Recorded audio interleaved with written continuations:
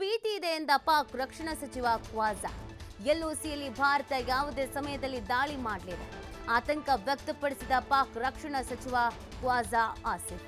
ಪಹಲ್ಗಾಮ್ ದಾಳಿಯ ವಿಚಾರದಲ್ಲಿ ರಾಜಕೀಯ ಮಾಡ್ತಿದ್ದಾರೆ, ಇದಕ್ಕೆ ಸೂಕ್ತ ಪ್ರತ್ಯುತ್ತರ ನೀಡ್ತೀವಿ ಅಂತ ಉದ್ದಟತನ ಮೆರೆಯಲಾಗಿದೆ. ಸಿದ್ಧತೆಯನ್ನು ಮಾಡಿಕೊಳ್ತಾ ಇದೆ ಭಾರತ, ಇದಕ್ಕೇನೋ ಪತ್ರ ಕೊಟ್ಬಿಟ್ಟಿದ್ದಾರೆ ಪಾಕಿಸ್ತಾನದವರು.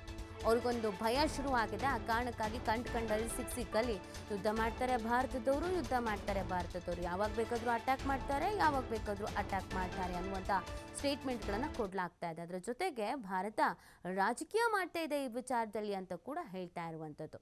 ಭಾರತದಿಂದ ಯಾವುದೇ ಕ್ಷಣದಲ್ಲಿ ಬೇಕಾದರೂ ಮಿಲಿಟರಿ ದಾಳಿ ಆಗಬಹುದು ಅನ್ನೋದನ್ನು ಹೇಳೋದ್ರ ಜೊತೆಗೆ, ಈ ಅಟ್ಯಾಕ್ ಆಯ್ತಲ್ಲ, ಈ ಅಟ್ಯಾಕಿಗೆ ಸಾಕ್ಷಿಯನ್ನು ಕೇಳೋದ್ರ ಜೊತೆಗೆ ಭಾರತ ಇದರಲ್ಲಿ ರಾಜಕೀಯ ಮಾಡ್ತಾ ಇದೆ ಅಂತ ಪಾಕ್ನ ರಕ್ಷಣಾ ಸಚಿವ ಕ್ವಾಜಾ ಸ್ಟೇಟ್ಮೆಂಟ್ ಅನ್ನು ಕೊಡ್ತಾ ಇರೋದು.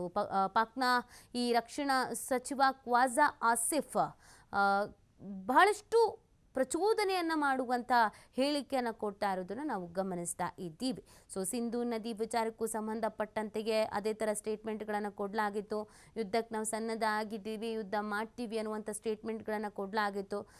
ಸುಮ್ಮನೆ ಇದ್ರೂ ಕೂಡ ಭಾರತವನ್ನು ಕೆಣಕುವಂಥ ಪ್ರಯತ್ನವನ್ನು ಇದೀಗ ರಕ್ಷಣಾ ಸಚಿವ ಮುಂದುವರಿಸ್ತಾ ಇರೋದು.